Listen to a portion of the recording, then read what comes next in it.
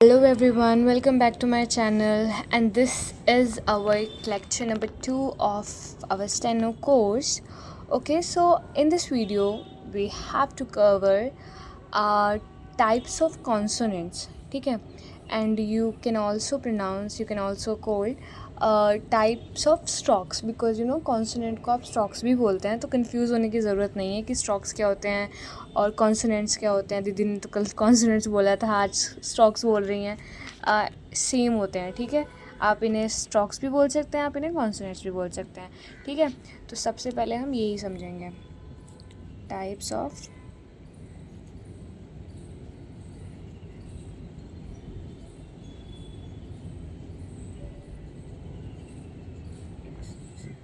ठीक है। ये आपके ओके 3 तरीके के होते हैं।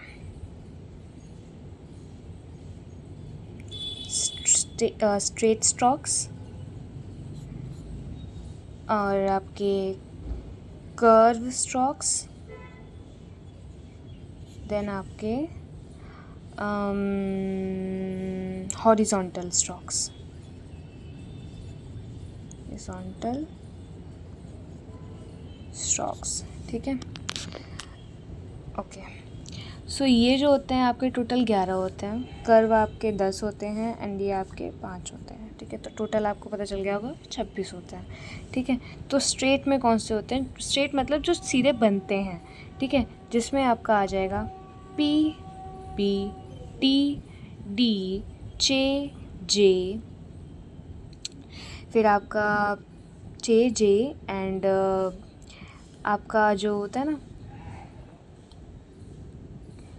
Are up, W, Y, H up, H down, 1 2 3 4 5 6 7 8 9 10 11 हो गए।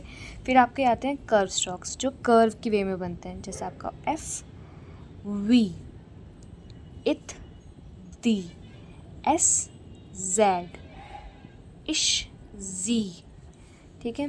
एंड देन आपका आता है इश, जी, फिर आपका जो एल होता है, एल अप, एल मतलब एल तो एक ही होता है, एंड आर डाउन वाला, ठीक है।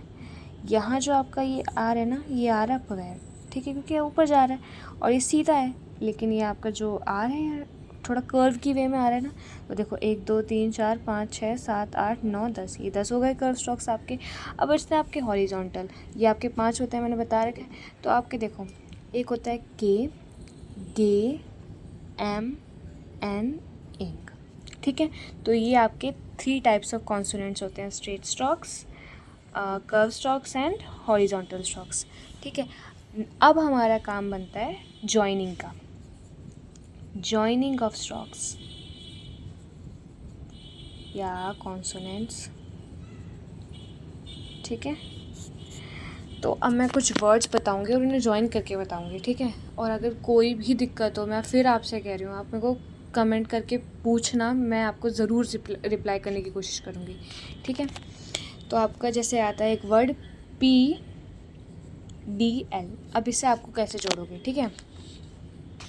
तो देखो पी, डी, एल, अब पी एस नीचे की तरफ जाता है, डी भी नीचे की तरफ जाता है और एल ऐसे जाता है, तो ये जुड़ गया ना, पी, डी, एल।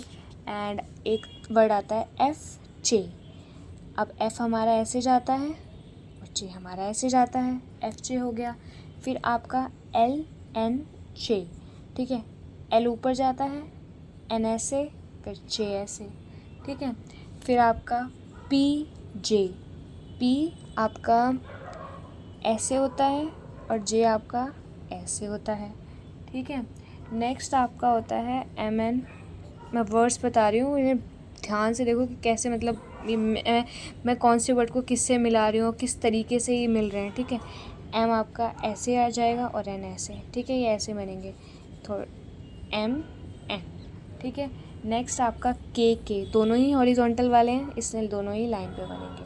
हॉरिजॉन्टल वाले एम, एन भी हैं, इसलिए एम की शेप ऐसे होती है, एन की शेप ऐसे, एन की ऐसे होती है, ठीक है। नेक्स्ट आपका हो जाता है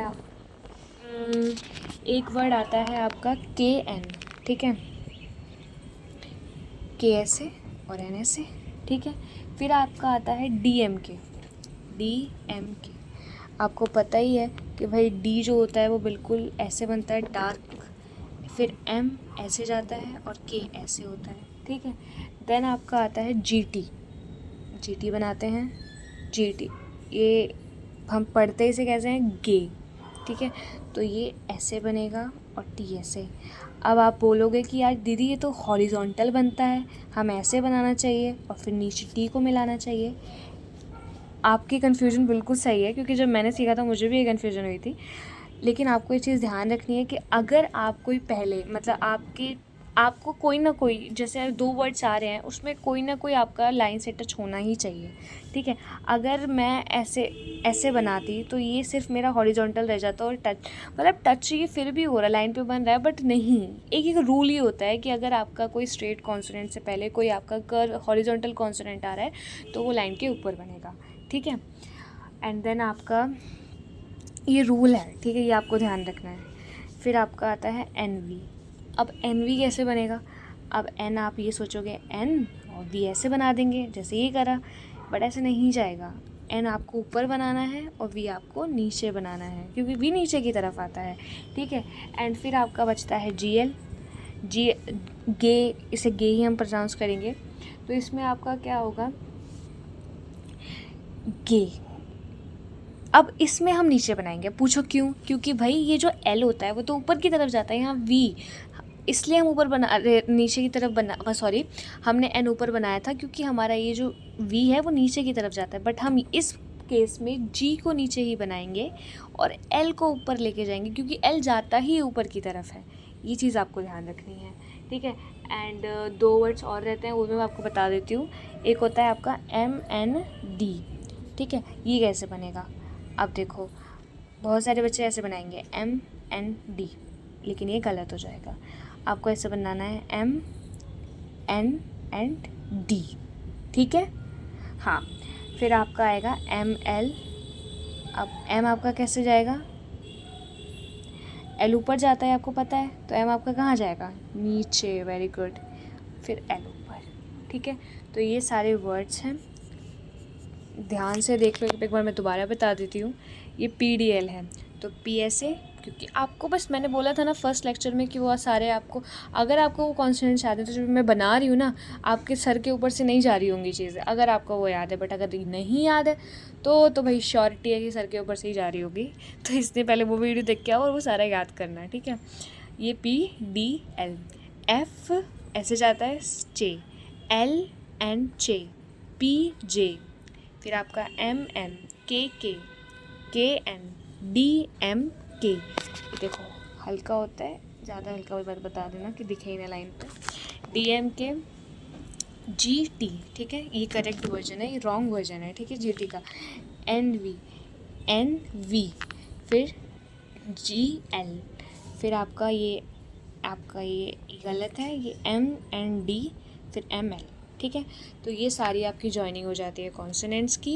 एंड एक चीज़ मैं अब एक पोस्ट करने वाली हूँ, एक मतलब आपको इस सबको सीखने के लिए एक बुक की ज़रूरत पड़ेगी, ठीक है। बट अगर आप बुक अफोर्ड नहीं कर सकते हैं, कोई इतना ऐसा कोई नीड नहीं है, मेरे पास जो बुक है मैं उसमें से आपको फ़ोटो खींच के आपको पोस्ट कर दूँगी। आप बस उसकी रिविज़न करते रहना, मतलब उसे उसकी प्रैक्टिस करते रहें, ठीक है। अभी मैं आपको एक्सरसाइज नंबर 2 एक्सरसाइज नंबर 4 की कंबाइंड फ़ोटो भेज रही हूँ, जिसमें एक्सरसाइज 2 बेस्ड ऑन मतलब जो पहले वाले लेक्चर में कराया था उसी पे है, और जो एक्सरसाइज 4 है वो आपकी जो मैं आज कॉन्सोनेंट्स कराए हैं वो उस पर बेस्ड है, ठीक है। कोई ज़रूरत नहीं है बुक लेने की, अगर आपको लेनी है तो बेस्ट, मतलब आपकी मर्ज़ी है, ले सकते हैं। एंड बाकी जो मतलब मेरे को कराना होगा मैं आपको फ़ोन पे फ़ोटो भेज दूँगी, पोस्ट कर दूँगी। बाकी मुझे सिर्फ आपसे यही चाहिए कि आप बस पढ़ते रहें, मतलब वीडियोस को देखते रहें, और समझ नहीं आ रहा है तो पूछें। और बाकी अगर वीडियो पसंद आई हो तो लाइक कर देना, चैनल पर नए हो तो चैनल पर मतलब नए क्या एक ही वीडियो बनी है तो सब्सक्राइब कर देना। And thank you so much for watching, bye.